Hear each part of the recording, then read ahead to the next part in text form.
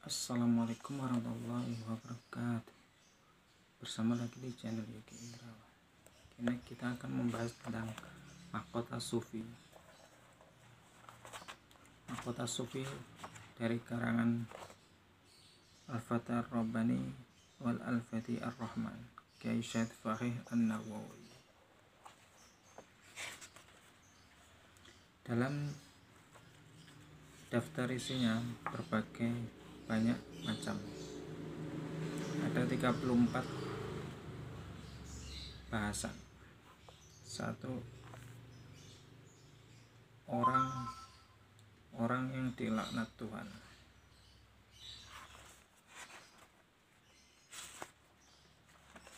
Tahukah engkau siapa hamba yang dilaknat?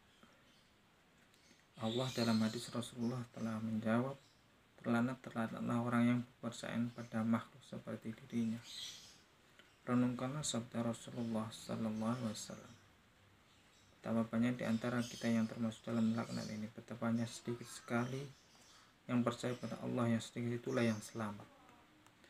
Seperti firman Allah, wa may yuslim wajhahu ilallahi wa huwa muhsinun faqad istamsaka bil urwati wal wusqa wa ilallahi aqibatul umur. Dan barang siapa menyerahkan dirinya kepada Allah, sediakan dia orang yang berbuat kebaikan, maka sesungguhnya ia telah berpegang kepada buhul tali yang kokoh. Dan hanya kepada Allah lah kesudahan segala urusan. Itulah janji Allah. Dan puji kepada orang yang hatinya bersih dan dari syirik, riya dan bid'ah. Wahai murid-murid, engkau mengaku berserah diri kepada Allah, tetapi dalam praktiknya ternyata engkau berbohong. Dalam kehidupan engkau menggantungkan nasib kepada orang lain. Kadang-kadang engkau cemas jika orang engkau hormati marah kepadamu. Kadang-kadang engkau sedih orang yang ada di dekatmu dan merasa sebagai tulang punggung ekonomi meninggalkan dunia. Engkau merasa sungguh kehilangan ketika orang kau cintai telah hilang. Engkau datang dukun-dukun untuk meminta kesembuhan. Engkau datangi makam para wali untuk meminta berkah. Bukankah ini suatu kebohongan? Sesungguhnya orang yang percaya dan menggantungkan diri kepada makhluk, baik makhluk hidup maupun mati, bagaikan menciduk air dengan jari tangan yang renggang. Ia tidak mendapatkan manfaat apa-apa. Celaka engkau, sebab perhatian itu terbagi pada manusia dan pada Tuhan. Manusia berbagai bisa memenuhi kebutuhanmu sehari, 2 hari, sebulan, setahun, atau 2 tahun dalam kehidupan duniawi. Namun di akhirat kelak mereka akan bosan dengan mereka tidak akan pernah bisa memenuhi kebutuhanmu. Katanya, temanilah Tuhanmu dan sadarkan kebutuhanmu kepadanya, sebab Allah tidak pernah bosan dengan hamba-hambanya yang taat. Allah tidak akan bosan denganmu. Dia tidak akan bosan memenuhi hajat dan kebutuhan baik di dunia maupun di akhirat. Ketahuilah orang yang sudah lahir batin mengesahkan Allah, di dalam hatinya tidak lagi bergantung pada atas ayah, ibu, dan saudara, teman, dan orang lain. Tidak pula bergantung pada benda-benda ajimat atau keramat. Baginya hanya Allah tempat bersandar dan bergantung. Ia hanya bisa tenang jika telah terpenuhi padanya dengan ikhlas dan merasa berdampingan dengan Tuhan.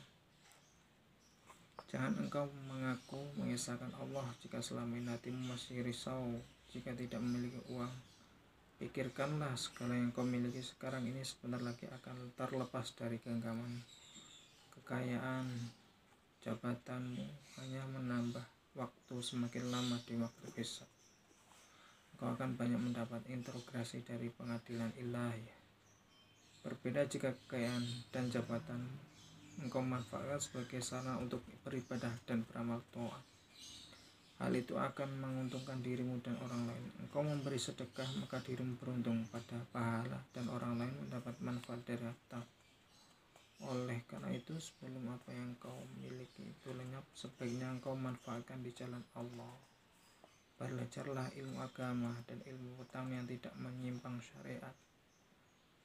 Kemudian amalkan, niscaya Tuhan akan mendidikmu menjadi orang disiplin. Engkau akan merasakan makna hidup. Ini yang disebut bahwa ilmu itu hidup dan kebodohan adalah kematian.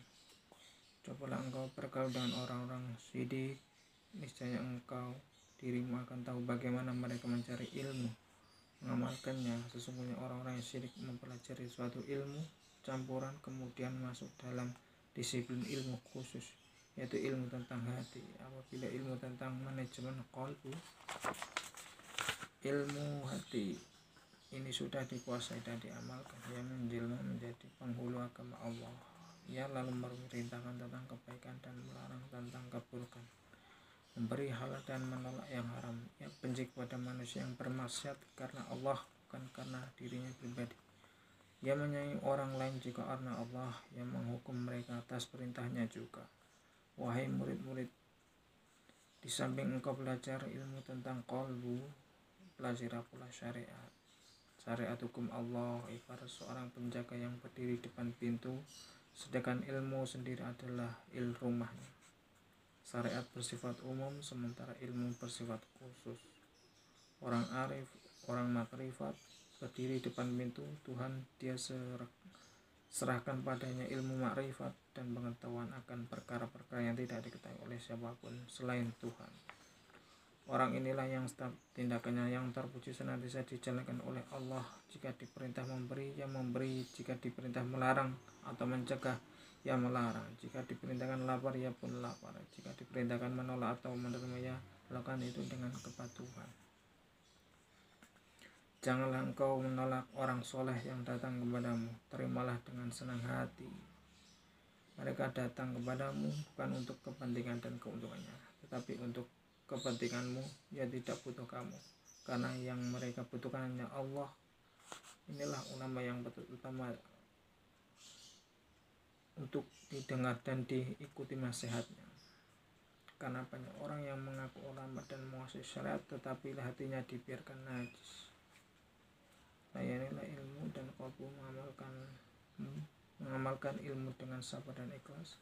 Jika engkau terlebih dahulu bersabar melayani ilmu, maka ilmu akan melayani. Engkau akan diberi anugerah berupa cahaya kebenaran yang menerangi batin. Wahai murid-murid, setiap urusanmu janganlah engkau urus sendiri, tetapi serahkanlah kepada Allah. Ialah Dia yang mengurusimu, karena Allah lebih tahu tentang dirimu. Yang engkau lakukan adalah bersabar menunggu pembebasan darinya. Layanilah Tuhan dengan penuh kesabaran dan bersungguh-sungguh. Jangan bosan-bosan engkau mohon agar Dia membuka pintunya untuk dirimu. Jika permohonanmu terkabul, maka akan terbuka ajaib-ajaib belum pernah engkau saksikan. Oleh karena jadikanlah hatimu sebagai masjid, dan janganlah sampai diri menyembah seorang pun di samping Allah. Bismillahirrahmanirrahim. Wa annal masajida lillahi wa la tad'u ma'allahi ahada. Dan sesungguhnya masjid-masjid itu adalah kepunyaan Allah. Maka janganlah kamu menyembah seseorang pun di dalamnya di samping menyembah Allah. Setiap manusia memiliki kesadaran sendiri-sendiri menurut keadaan. Rasulullah SAW sendiri tidak bisa mengatur dan membawa seorang agar seperti dirinya. Meskipun demikian, kamu Muhammad dan para wali yang termasuk umat berusaha mengembalikan sisa makanan dan minumannya. Mereka memberikan setetes lautan makomat dan sebiji sawi gunung karomahnya, sebab mereka mengikuti di belakangnya, berpegang teguh pada agama, memperjuangkan keunggulan, membimbing manusia menuju menyebarkan ilmu agama dan syariat. Assalamualaikum warahmatullahi wabarakatuh. Semoga barokah.